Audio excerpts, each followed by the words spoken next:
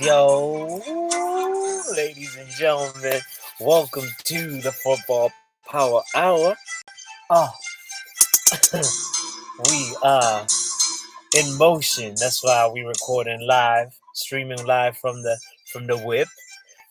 This is your new favorite destination for exclusive Premier League content, selected football news from around the world, Manchester United match previews, match reviews, just football banter and everything in between. We got it all for you on the Football Power Hour with your host with the most. For you joining me today, I appreciate that, and I want to offer you these flowers. It's a brand new year, so we deserve some new things. So, today we are reviewing Chelsea versus Liverpool. Yes, Chelsea versus Liverpool. A match that happened yesterday on the 2nd of January 2022. this was it was a beautiful, beautiful match to watch. This is why.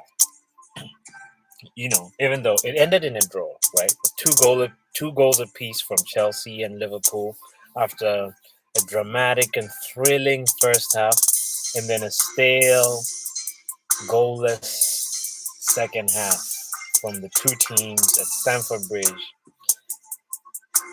It was sort of like interesting, mainly because it was second versus third, with the eyes on first, and the outcome pretty much meant that whoever snoozes loses on that title challenge, and and they could pretty much kiss Man City on the backside and say bye and start focusing on the top four challenge in the EPL. So the build up to the game was dominated by the exclusion of the goal scoring machine, referred to Serie A for details, uh, by Thomas Tuchel. He excluded the goal scoring machine Lukaku due to comments made in an interview with a few weeks prior to the game. An interview with Sky Sports Italia, or as I want to say, refer to Inter Milan fans for more details.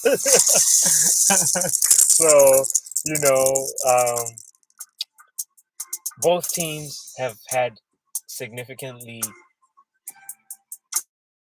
long periods of times with the managers. For Chelsea's side, the honeymoon period is definitely over because the tinkering Tuchel was appointed in January 29th or 26th, 2021. So last year, he's pretty much about to clock in a whole year. So he signed that 18-month agreement with an option to extend for a year with Chelsea after replacing the homie Frank Lampard. And he's the first German coach to be appointed he's the first German to be appointed head coach of Chelsea. So, willkommen, as I want to say, because it is the year of the German coach. So, Klopp, on the other hand, was appointed manager, I think, 2015, and he guided Liverpool to two successive Premier Champions League finals and won one of them, and also has won obviously the Premier League. And he has pretty much has had enough transfer windows to implement his tactics to the team, and so both managers pretty much know their squads and know their players. So it's important to also consider the form of the two teams. So Chelsea, on one hand, I want to say they pretty much have about the same. The difference between the two teams in terms of form is very marginal. Chelsea had pretty much 2 wins and 2 draws in their 3 draws in their last 5 games. Particularly, they drew with Wolves, they drew with Everton and Brighton, where Lukaku scored in that Brighton game, and they won versus Aston Villa and Brentford. And Liverpool, on the other hand, have had one loss versus Leicester City, and then one draw versus Spurs when Spurs had that COVID outbreak and had a lot of time to rest. So they had that that time to sort of recuperate and be able to be fresh for the game. So that's possibly why Liverpool didn't perform to the didn't get the 3 points in that game. But they also won versus Newcastle and Aston Villa. So pretty much they're in hot form, red hot form, and these are some of the things to look at when we're looking at the forms of the two teams. But some flowers because there's more facts to consider. Chelsea were top of the league for about 9 weeks until they played West Ham and lost 3-2, and then they've been now in the second, third, battle. And Mane is entering this game with 9 consecutive games for Liverpool without scoring, and he's never done that. He's never done 10 consecutive games, so it is pretty much a very good indication to predict if you were going to put your money down.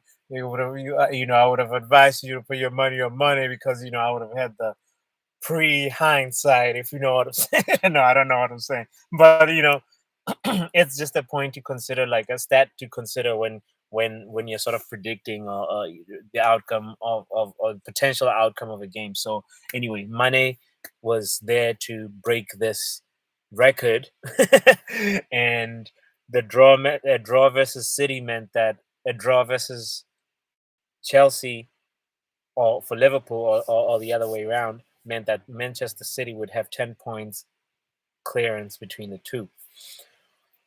It was the first time this game, as I mentioned, that like it was a 2-2 draw, right? The other thing that's weird was that like it was the first time Chelsea conceded in that first 15 minutes. So shout out to Liverpool for really turning up on them offensively and just being on the front foot. I guess that's typified by the Mane challenge that was just 6 or 7 seconds into the game. They were so aggressive and so on it that they really were gonna fight and give the game to Chelsea. But another factor that was still, learning about how to consider and analyze the impact of it and how it plays in terms of player performance and team performance is COVID outbreaks. How do people respond to that in a teams? How do players and different players and how do teams respond to that? So the COVID advantage in this situation was with Chelsea mainly because you know Klopp had to isolate because he unfortunately tested positive. Allison was replaced by Keller. Firmino was replaced by Jota. Who's a fantastic header, who has a fantastic header of the ball and anticipation, for crosses and flights of the ball. But like, because he's so short and still is able to like produce a lot of goals with his head. But the main thing that's intriguing about Jota a little bit is sort of like he sometimes sort of disappears a little bit on big games. I don't know if that's going to be the case consistently, but I'm starting to note that a little bit about you, Diogo Jota. So please pull up, pull up, pull up, pull up, pull up, pull up, pull up, and prove me wrong, my G. So I know you got it in you. As I was talking about the COVID advantage, there's the home ground advantage in football. Remember, because not even in football, in all sports, it transcends football. There's, like when it's Chelsea, this match is Chelsea versus Liverpool, and if you ask me who's gonna have the ball more, I'd be like, well, it depends on a couple of factors. Where's the match happening? What occasion? Is it a league match? Is it a cup match? Is it a home away game, neutral venue? Are there fans in the stadium? All those factors add to kind of how players and managers and team performances pan out. So in this situation, you'd expect that Liverpool is a team that's always on the front foot, always pressing, always trying to control the game and control the tempo of the game, and they're always attacking, always they're always playing that Ralph Ranić rock and roll descendant type football, So they it, but Chelsea was at home, so it was like the onus is on Chelsea to control the game, and indeed Chelsea did turn up and have the ball a lot more. So big shout out to Chelsea for that. And the, by the time Liverpool got that second goal, they still had Liverpool, though, is very interesting because, like, by the time Chelsea had got that second goal, Liverpool had about 40% possession of the ball and Chelsea 60, and Liverpool had about three more shots on target than Chelsea. So it's a testament to how Jurgen Klopp's team is very versatile in terms of they can still figure out how to, like, okay, if you're gonna have the ball, fine, we can have the ball, but we'll have the more shots on target and we'll have more goals. At least up until that moment, that was the situation. So big shout out to Liverpool for that. They really, really, really know how to, like, modify that game to fit different situations. So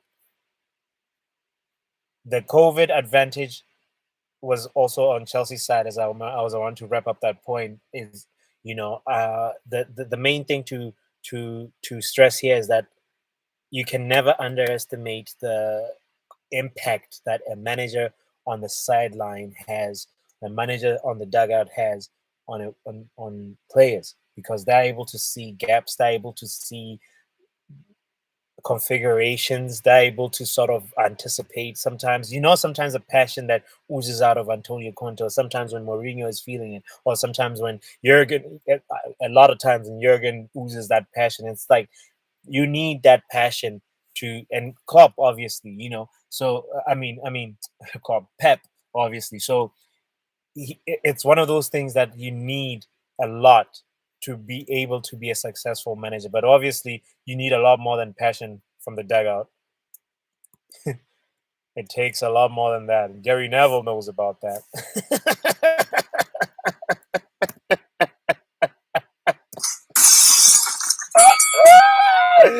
It's not troll time yet. But anyway, let's go to the keyboard. I'm sorry I got distracted. I be getting distracted sometimes. But big shout out to Gary Neville, and I respect you as a pundit, but not as a coach. So hold on, let me turn on. There's a little bug that just pulled up in the car, and yeah, I know. Was distracting me. Anyway, so big shout out to the Bug for joining the Football Power Hour community. All right. So let's get it. All right. So the kickoff was very interesting because it was very, very, very similar to how we, how it is at Manchester United, I the Liverpool booted the ball forward, and then that's how Mane got that marginal yellow card. And it's a controversial moment in the game, a controversial decision by the ref. But I side with VAR for this game because they said it was reckless but not violent enough, for a red. Because when you jump, you need to jump with your elbows. There's no way you jump with your elbows by your rib cages. That's like some weird jumping. If you're jumping with the momentum of your a run and you're trying to win a ball, you're obviously going to collide with the player, but you need to sort of spread your wings and fly. So obviously, if the tip of the elbow was like aiming the neck or the head of the other player, then that is violent enough. It's reckless and also violent. So enough to warrant a red card. So that moment, I side with the referee, and I just want to just voice that out. Chaloba made a mistake. I have a little theory that maybe Trevor is from Africa. If you all didn't know, Trevor was born in Freetown, Sierra Leone. So he may be English, playing for the English national team, but he originally from the motherland. So he was like, Mane, I know you about to go home. Here, my brother. He headed the ball for him in his way. He's just like, yo, it's a little goodbye gift. I don't want you to hit 10 in a row without no goal. And the brother from another mother was like, okay, thank you. Yeah, you the man, you the man. So that led to Mane attacking that mistake, as I say, misdirected header, and he converted it into a goal. But obviously, the game is still in the balance because these are two very dangerous teams. So the second goal becomes more important at this moment. But the way that he was like, okay, if Mane go get on the plane, I'm gonna go get on the plane in style too. Big shout out to Mo. So he got in. Buddy checks Alonso with the ball after receiving that through ball from Trent, and man, he just left Alonso for dead, and then near post shot, boom, it's a goal. It's a goal. Mendy couldn't do nothing but watch it go near post. So Mo Salah made it look so easy, but the Flowers obviously also gotta go to Trent for that really really precise pass. He saw that Rudiger was also not back in his defensive position, and it was the perfect person to go on a one-on-one, you know, situation with for Mo Salah. Alonso, you just gotta body feint him. He's like Maguire. You just gotta body. You just do a little body check and he's out. Just that's all you gotta do, and you out, baby.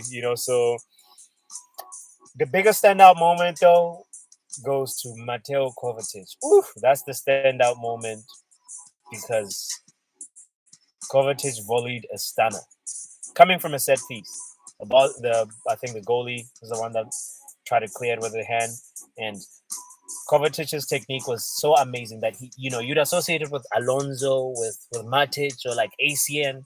He was backing up. He's having to backtrack and like judge the flight of that ball properly, and it's coming and it's coming. And he just literally figures out how to just hit it right, just right, and it goes to the top right corner, hits that post, and then inside the net. No goalkeeper in the world could save that.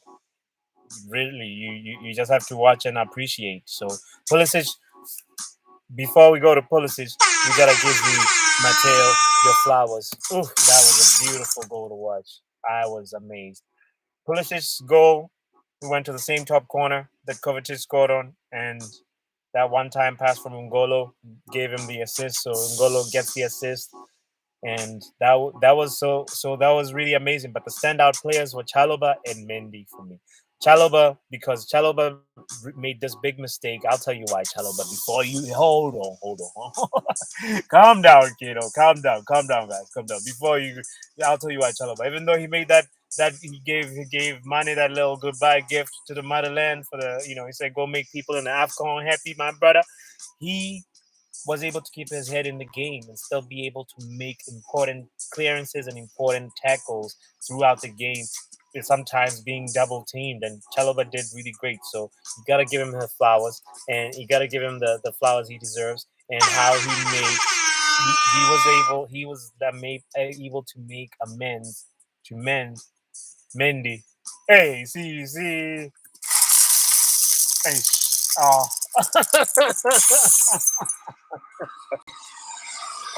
Yeah, Chalobah made amends.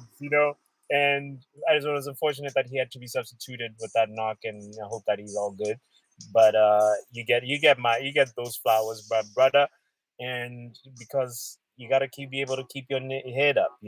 Salah and Fabinho, on the other hand, I admired Salah's goal. Obviously, Fabinho's your positional awareness, your positional sense. Oh, such a beautiful thing to observe.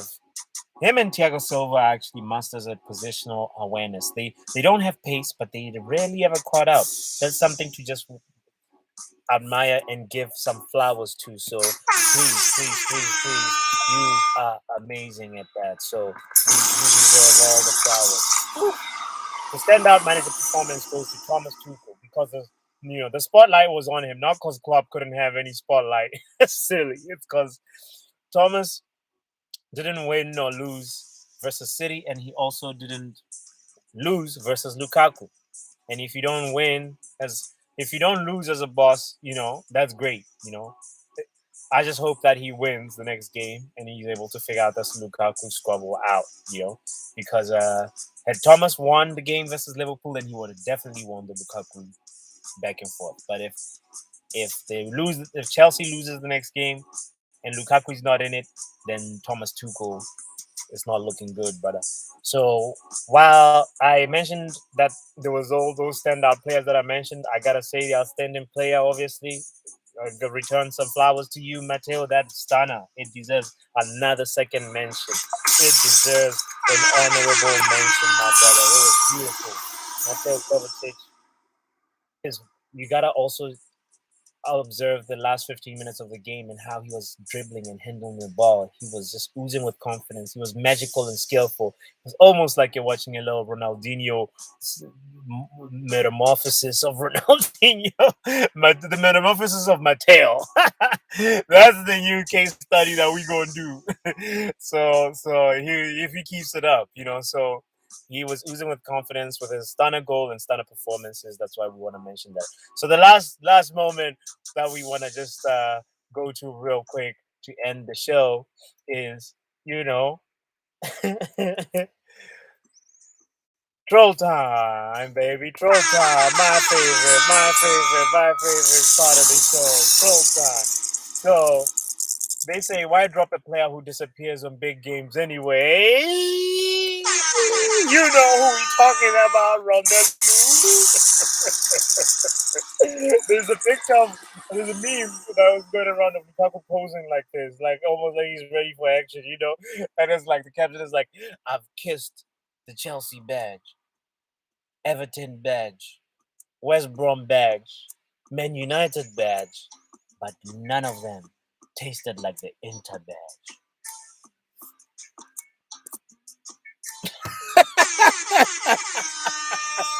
Romelu, oh man! I hope today's Monday. The meeting with Tuchel and the board was today, and I hope things are cleared out. Thank you for tuning into the Football Power Hour, baby. It's high. See you next time. Don't subscribe. Don't like the video.